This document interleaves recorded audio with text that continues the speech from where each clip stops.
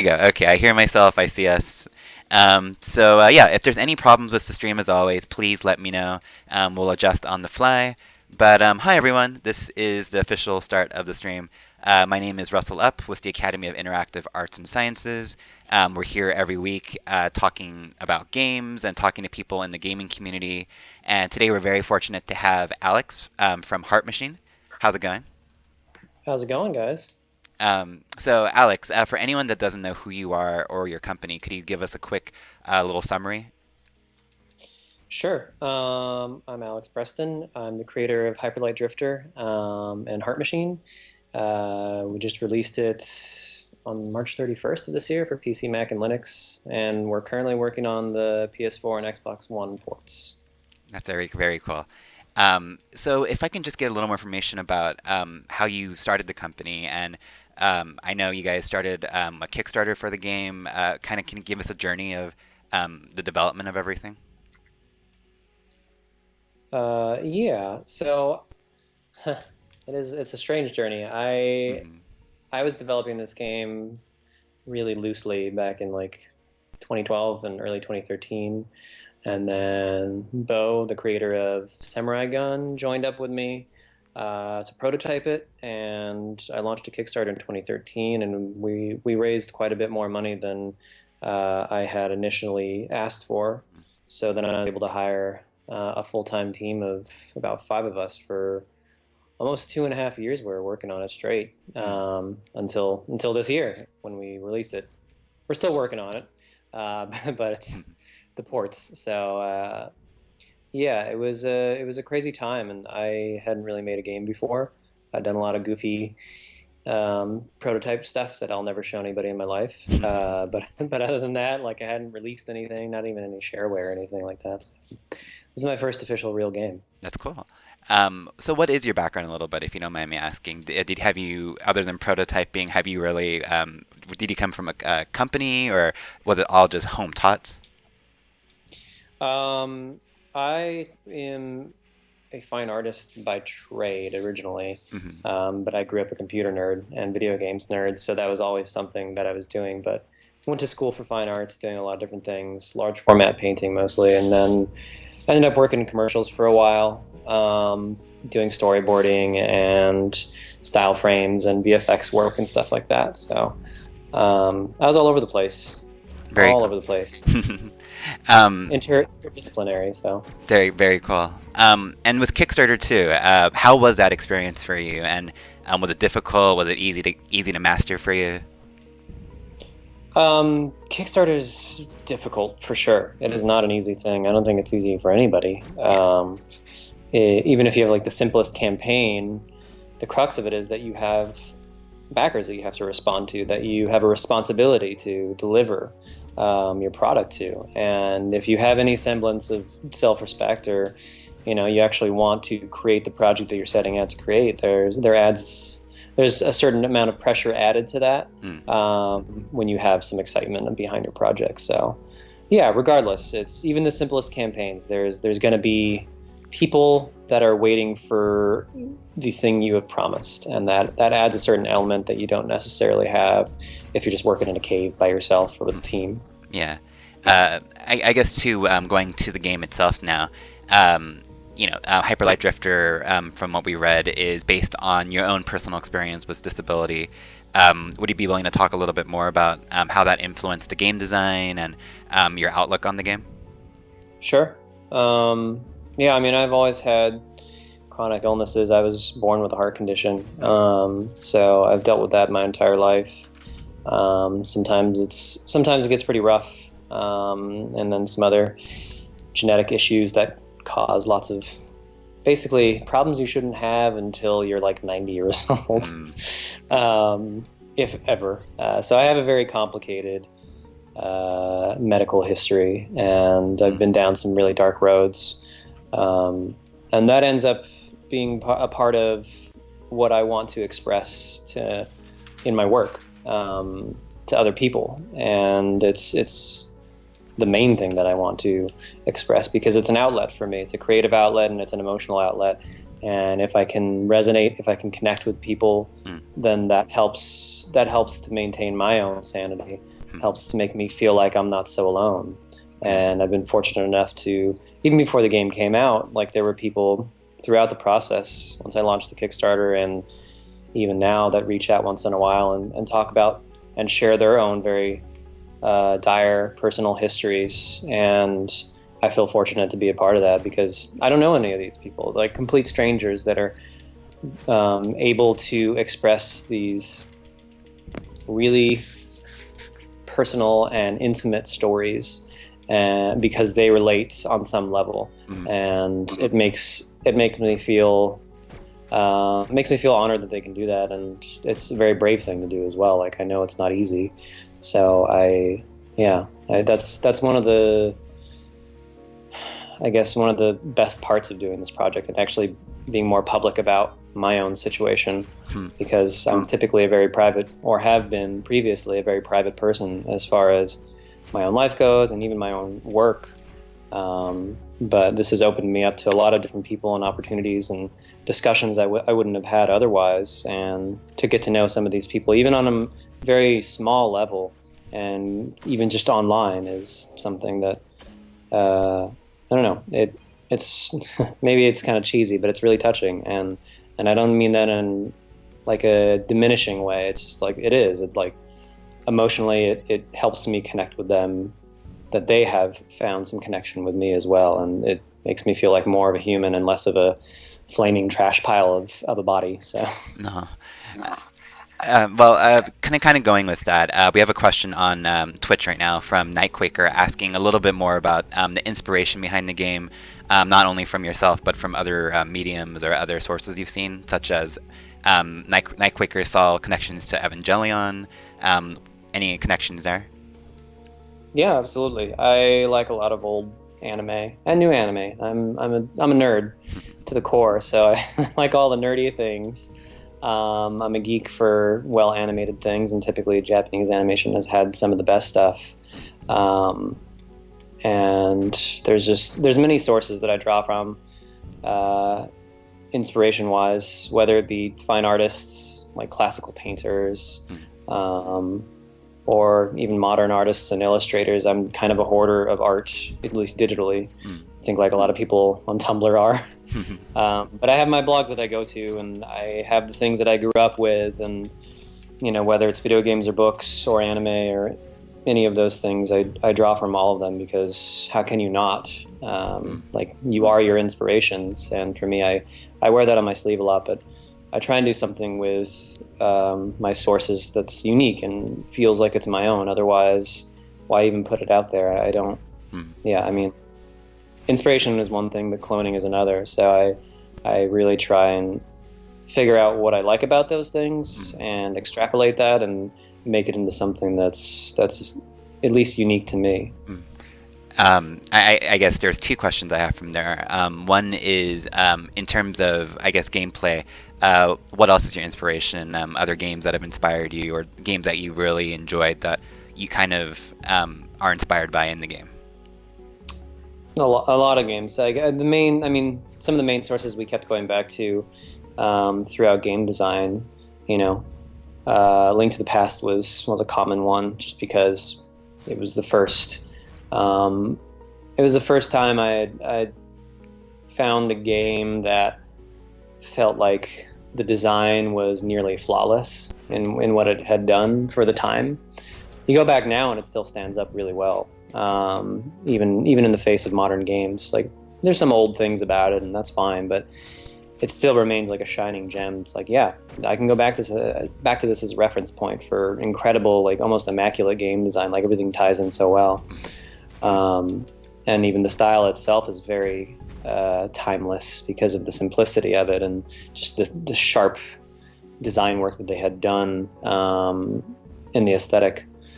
Another one that really, I think people can see it in the game, that inspired a lot of elements and a lot of the atmosphere, is Super Metroid. Yeah. That was a game that I think I rented it back in like '96 for the first time.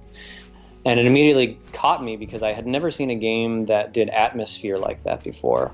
I'd played a little bit of the original Metroid, and different experience. Like, it's pretty lo-fi considering it's on the NES. It was great for its time, but Super Metroid did something where you felt truly alone in a big, angry world, like a world that didn't really care about you, and you felt like you're in an alien place, and the sound design was so damn good, and just the landscapes that you were presented with really alien and unique and beautiful, and the whole thing came together to present this kind of overwhelming atmosphere that, again, like I've never seen it in a game like that before. It's so complete and polished. So that kind of blew me away at the time, and is still a great source of inspiration for even on limited hardware what you can do to build atmosphere and build a world just with visuals and without any text at all. Like that game was pretty text light. Yeah. And it did a lot to present its story and its world to you purely through the visual and audio and gameplay experiences that you're having. So That's awesome. I guess my other question too, that draws from that is, it definitely seems like you're a huge art fan. What really attracted you in making a game versus maybe making a Kickstarter about an art project or about, some other media? I had done a lot of large format painting for years, and then because of my health situation, I couldn't really do it as well as I wanted to anymore. It was harder for me to do stuff like that, so I switched to doing digital stuff.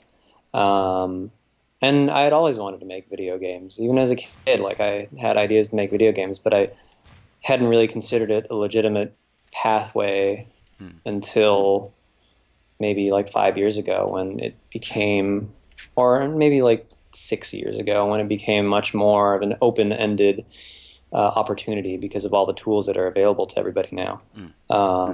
Or even back then. I mean, now it's just like ubiquitous. Anybody can make a game with all the programs out there. But back when I was in college, I didn't really see an opportunity for me to become a developer who has pure creative control. But I did a lot of different things, and I've tried a lot of different stuff and experimented. I was working on an animated short with a couple of friends for a while before I ended up switching to this game, and I was even working on a board game with a friend as I was working on this video game by myself.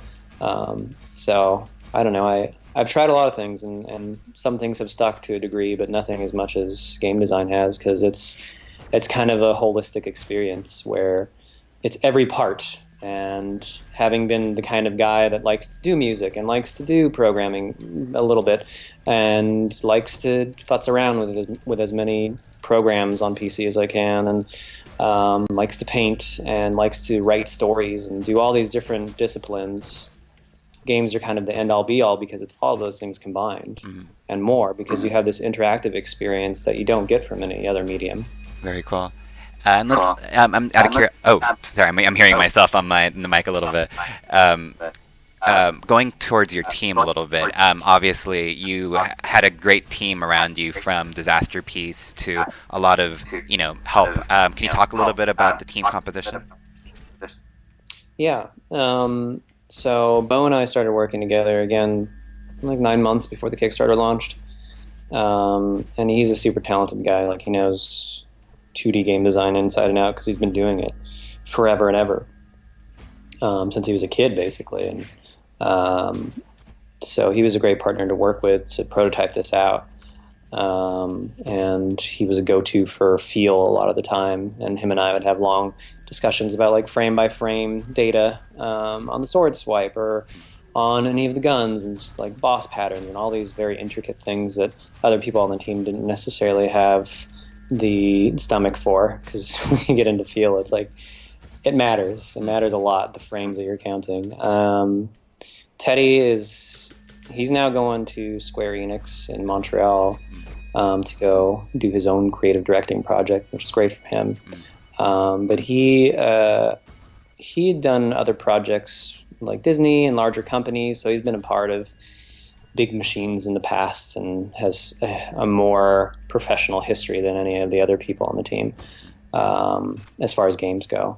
And he's just a fantastic systems programmer. Like he's a super smart dude, and knows how to program well, and he has a lot of great insights about any number of things. Because again, he's just a generally all around smart guy. And then Rich, of course, he's done, or Disaster Piece has done fantastic soundtracks. He's my favorite games composer. So I just asked a friend of a friend and showed him the original pitch before the Kickstarter launched, and he's like, "Yeah, I'm down." I was like, "Cool, great." And that was about the conversation. So that's what it was. A couple of emails and then a phone call, and there you go. And then once we got enough money, it's like, "Cool, are you on board to do the full thing?" Yeah, great. So it wasn't a difficult one. Sean, our animator, he actually did a really sweet ass GIF for the Kickstarter, not for us or anything, just for himself, and posted it somewhere, and then people were linking to it. And I reached out to him, I think this is like midway through the campaign, and asked if he wanted to do some like freelance work for us. And he was, he's one of the most talented animators I've seen. And so I was like, "Hey, come on board full time, you're in." And he's like, "Yep, cool, great." So that was pretty straightforward. Also, Casey, he was on the team up until October, and I've known him for a while, since college. He's done a lot of different things in his life too, but he's just a great storyteller, and turned out he was a really good level designer also. So him and I were double teaming level design throughout the process, and he was my go-to guy to like break down problems. And then we had other peripheral players like Akash. He was doing all the sound design, sound effects, an all-around talented guy. And Lisa, she came in later in the process. She was actually from Insomniac, and she wanted to go independent, so she ended up working with us for a few months, doing like supplemental level design and things like that. And she had a lot of insights that we didn't on the AAA side, because it's a whole different world there when you're dealing with such large budgets and crazy timelines and all this stuff. And so it was great to hear all the terrible things that we were doing wrong. But we weren't doing that many things wrong. But she would always have a particular perspective that we didn't necessarily have, so it's good to have that around. But yeah, that was kind of the core composition for a while. Like there were other people that came in and out, just like freelance and whatever else. But Cosimo, he ended up coming in about 9 months at the tail end of the project, and was doing a lot of support on the art end with me, because there's a ton of art in the game. And it was impossible for me to do everything that I needed to do and the art and do it all as well as I wanted to. So he was a big help for us in the last stretch of things to like flesh things out. That's cool. There seems to be a lot of collaboration within the indie community, whether it's, as you were talking about, people in your team, or even crossover. I noticed that the Drifter is in games, or will appear in games like Runbow or Hex Heroes. How friendly has the community been for you? How interesting has it been crossing over with other properties? The games community in general, not even just the indie side, is pretty small. Everybody ends up knowing everybody pretty quickly. And even in the first 6 months to a year of having no idea about the games industry, other than like the few friends that I had made before the Kickstarter, after that it was like, oh yeah, hey, now I've met everybody at PAX or E3 or whatever else, or I've met a ton of people, and then you keep meeting them, and then you keep seeing like, oh, that person knows that person. So it's a pretty close-knit community, regardless of whether you're on the independent or AAA side. On the independent side specifically, it is more intimate, just because we kind of have to band together in some ways to support each other, because we have all sorts of questions that we can't answer by ourselves, because we don't have a huge production team, or we don't have a lawyer to do this, or we don't know about this contract. So we end up going to each other for a variety of needs, and playtesting. It's one basic thing, like, I have an idea, let me bounce it off of you. So the indie community has been a really pleasant experience, and I love a lot of people in it, and I think there's a ton of goodwill between all of us, just because we're all pretty small. We want to see each other succeed. I don't think there's a lot of infighting or like negative feelings about one another for the most part. There's always going to be. We're humans, you know. There's going to be clashes regardless of what community you're in. But for the most part, we all kind of just want to make games, and we're all nerdy people that grew up loving these things and have dedicated a lot of our time to creating these ridiculous things, because ultimately making games is a brutal task in a lot of ways. So you have to love it. You have to have a passion for it in order to make something, especially to make something that with other people in collaboration with. It's like if you're guiding a team and all that. But yeah, the games community is great, and the indie community in particular. Like, I love a lot of the people in it. So very awesome. Just a couple of questions about the game itself. A couple of the new features that have come out. Co-op, for instance. How hard was that to implement? Co-op, I wouldn't say it was hard to implement. It just takes time. It's a feature that I had wanted in there, and that Bo and I had prototyped in there like the first month that we were doing this, and it had kind of been lingering for a while. And we decided a few months before we set a real date for ourselves internally that it just wasn't going to make it into the release, because we had too many other things to fix up and finalize and polish off, and bugs and whatever else that were happening through QA. And adding a co-op element just adds a ton of new stuff. So fortunately we were able to put that in after the fact of like about a month after we launched. And it's good. It's fun. It's a big deal for us internally to have that feature in there, because I was afraid we were going to have to cut it, and it changes the experience quite a bit. So I was excited to get it in, and I'm a big co-op gamer, and I can't find a lot of really good co-op games to play with my friends on the couch. Yeah. It's like, sure, online's fine and great for certain reasons, but sometimes I just want to play with a person by my side, and it's harder and harder to find those games. So I'm really glad that we got it in. Yeah, it's funny that like a lot of indie games are really providing that couch co-op experience that you can't really find on like the consoles or on bigger titles. Yeah, it's become more and more rare, and I get why. It's not an easy thing to do. You have to compensate for a lot of things if you have a co-op element, and figure out a lot of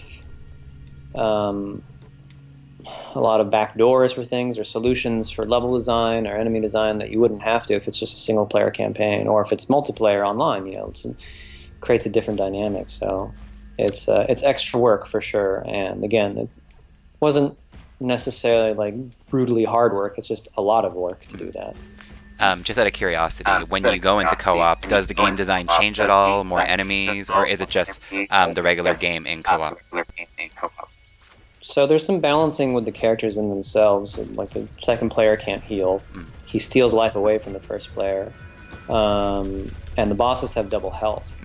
The enemy designs, like, we don't amp up their health or anything like that. We don't add more enemies dynamically or anything like that. So the game's hard enough. So co-op is kind of... It's a bit of a balancing where if you're having trouble and you want a buddy to help you out, great, bring him in. Or bring her in and play through some parts. The bosses, I would say some are a little easier with co-op. Others are about the same. But when you have double health like that, it's more of a challenge, and you have to pay attention for longer in some respects. But if you have two players, you can decimate most things if you're both good at it. So co-op's there as more of a fun thing rather than like, oh yeah, we're really going to challenge you now, because like that's what the single player stuff is for. Like, we're already challenging players, so co-op's more of a fun buddy up than this is a whole different set of challenges and really brutal, because I think we slammed the brutality on pretty hard anyway. Got it. With curiosity to the difficulty, how hard was it to balance for just the regular game itself? It was a lot of playtesting went into it. We were doing bi-weekly playtesting for the past year of production at least. and we would have levels or bosses or whatever else that we wanted to put in for our Friday playtests every 2 weeks. And it was vital for us that things felt fair. We always wanted to make a challenging game, so we knew that it wasn't going to be something that everybody could play, because I'm a fan of hard games. I'm a fan of old NES games. I'm a fan of Dark Souls and this whole Souls series, and I like something that tests me as a player, that makes me pay attention, and that creates odds that feel sometimes insurmountable, because then the reward for conquering that is much greater. And I feel awesome when I do it. I feel like a badass when I do it. So that was the intention behind the challenge. And some people don't like that. Some people want an easier time of it, or they want an easy mode or something like that. And that's totally understandable. And for certain games, I get it, and I do that too. Like I played The Witcher on easy because I really wasn't interested in the combat in that game, or putting salves on or oils on my blades or anything like that. It's like, I just want the story and the beautiful world, and like I want to experience this in a different way. But for our game and balancing that stuff out, it's we were still balancing even post-release. So that says something, that regardless of how much playtesting you do, you can always do more. And there's still things here and there that end up slipping through. You're like, yeah, maybe after having thousands and thousands of people playing it, like, okay, if I have enough feedback on that thing, then yeah, maybe they're right. If that's a good point, I'll change it up.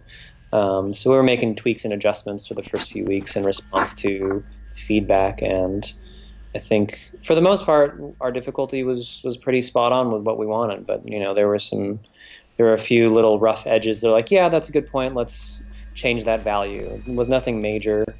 Even when we had a patch that people freaked out about and had a lot of turmoil on Steam over, like it really wasn't like that many things we changed. There's a few value tweaks, and people got really intense about that stuff.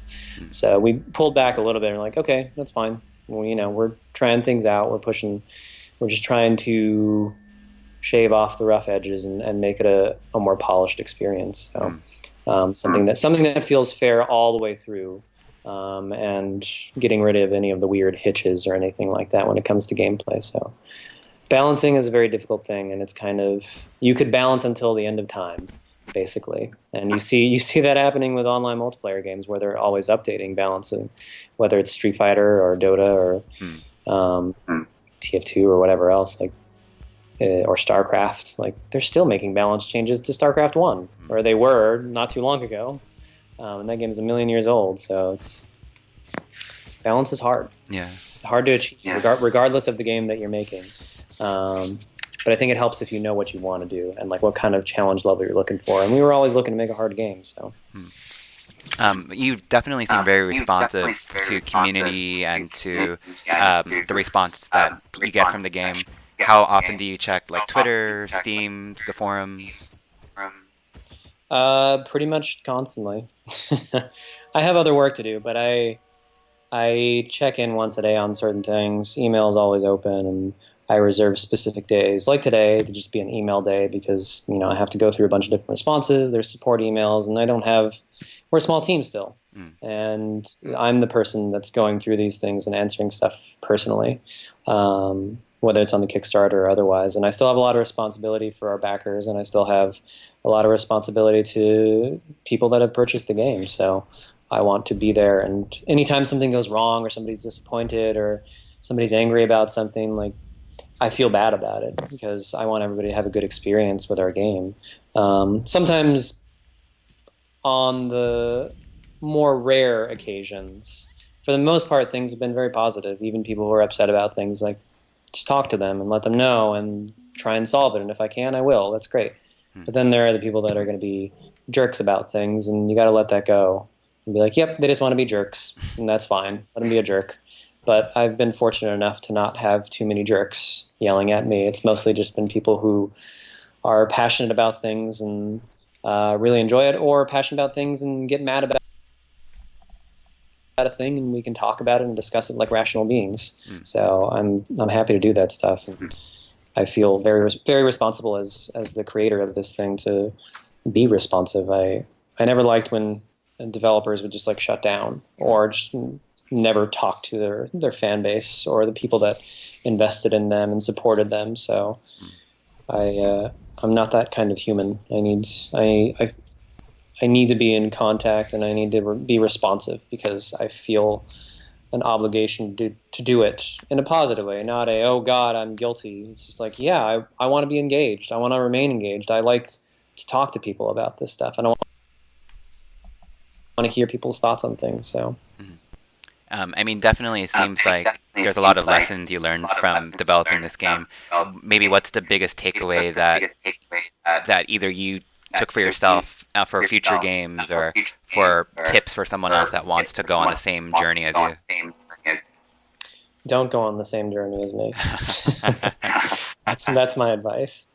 Um, it's there's a lot of takeaways. There's so many things that I learned. It's hard to like distill down to like one or two things, but I would say as some broader lessons, it's just be aware of your audience and be aware of scope because things can creep up and things can get bigger than you think. And the one lesson that you always learn when it comes to software development and pretty much all creative work is like it'll always take longer than you think it will.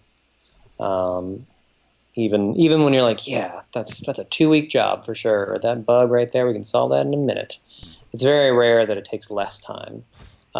Sometimes it'll take about the amount of time you estimate, but usually adding in like maybe 1.5 times more man hours to any given task is a good rule of thumb when going into development. But I don't know. The other thing is like if you're going to do crowdfunding, just be aware that it's a lot of work and it's a lot of responsibility. It's not free money. Like if you want to be a responsible person who actually cares about their community and wants to foster this thing, like you got to be transparent, you got to be responsive, and I've even had issues regardless of how much I put out there and how many times I say a thing or how open I am about our situation and development cycle and when things are releasing and our plans for these things. Like there will always be the naysayers and the negative comments, but for the most part, again, we've been fortunate, and I think a lot of that is due to transparency and us just being upfront about stuff, and people appreciate that. I appreciate it as a consumer and as a person that follows other developers, like when they can just say like, yeah, okay, well, we're delaying for this reason, or we have these bugs and we're going to try and fix it as soon as possible. It's like, good, I know you're working on it, I know that you care about your game and about the community and the people that bought it and participate in this stuff. So that's, I think people see that, and just don't be a jerk if you're going to run a Kickstarter. Don't disappear if you're going to run a Kickstarter. Try and be active and responsive, and I do that as much as I can within limits, of course. I can't be there 24/7, so it's a lot of work. No, I definitely don't disagree. Just a couple more questions. Number one, are you gaming anything other than your own game right now? Any favorite games of the year or overall? Yeah, I mean, I'm sick of my own game at this point. I've played it for like 2+ years now.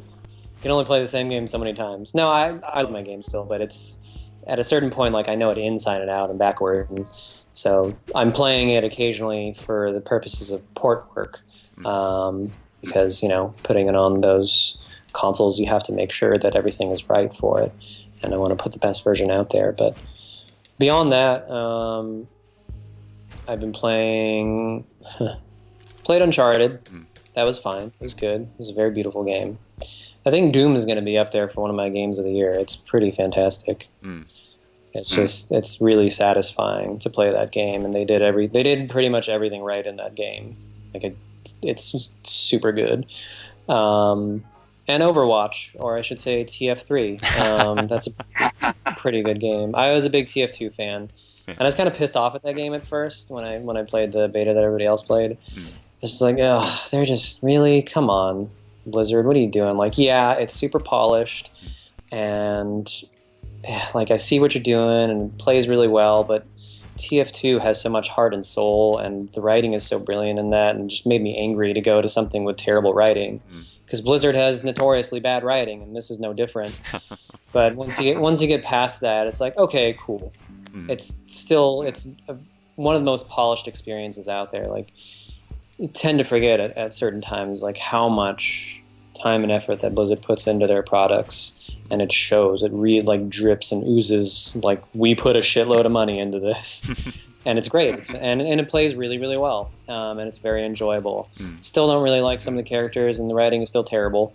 But you can overlook that stuff because it's a multiplayer shooter, and it's a ton of fun. So.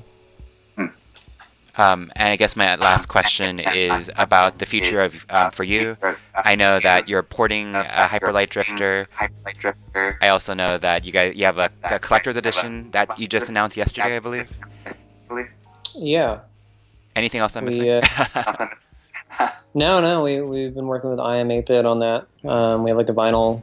I think it's up now for pre-order, and the collector's edition, which is something that we had promised for the Kickstarter. It was this SNES style box and manual, but in recent months we were able to find a vendor that's like, yeah, we can also do a cartridge and like this sweet fold out map, and I was like, yeah, let's do it. That's awesome. So it became this whole package now, instead of just like, yeah, cool SNES box. It's like, nah, man, we got a reproduction cartridge in there and everything. So the game actually on the cartridge by any chance? What are you, crazy? I'm going to put in like a PCB and reprogram the entire game so it works on an SNES? No, there's nothing on the cartridge beyond just like a cool looking cartridge. You know, it's a collector's edition. You get lots of pretty things to look at when you buy a collector's edition. You know, like the infrared goggles or the night vision goggles on Call of Duty. What is it, Modern Warfare 2 that you got? Like those things were barely functional. So beyond that, yeah, we're just releasing on PS4 and Xbox One sometime soon-ish. I can't give specifics because we're going through the QA and certification process, and it's not entirely up to us when that comes out. So it's like, yeah, I don't want to give a date until we can actually lock it down. So soon enough. And then we're working on Vita stuff, and we haven't announced any more details on Wii U. So we're working hard still. We're doing a lot of work on these to get the game to the remaining platforms. Very cool. And from the people that are watching the stream, you definitely have a lot of fans, people saying that thank you for making my game of the year, thank you for making a game that has a special place in my heart. Is there anything you'd just like to say to the fans, to anyone that really enjoyed the game? Thanks for playing, and thanks for enjoying it, and thank you for saying those things.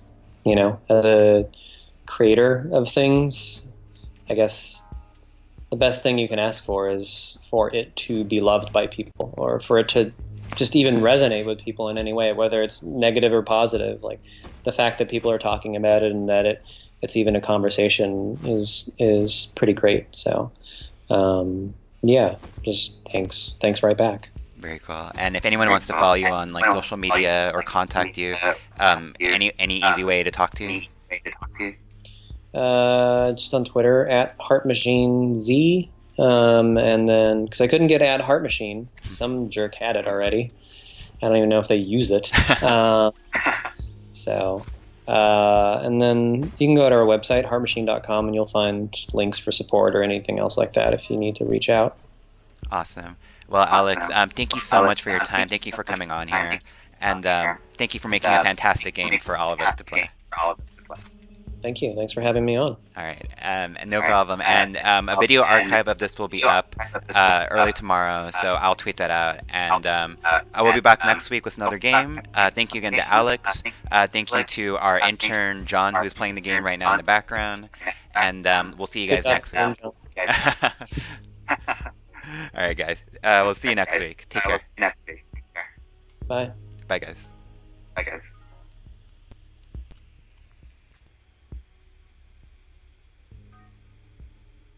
you.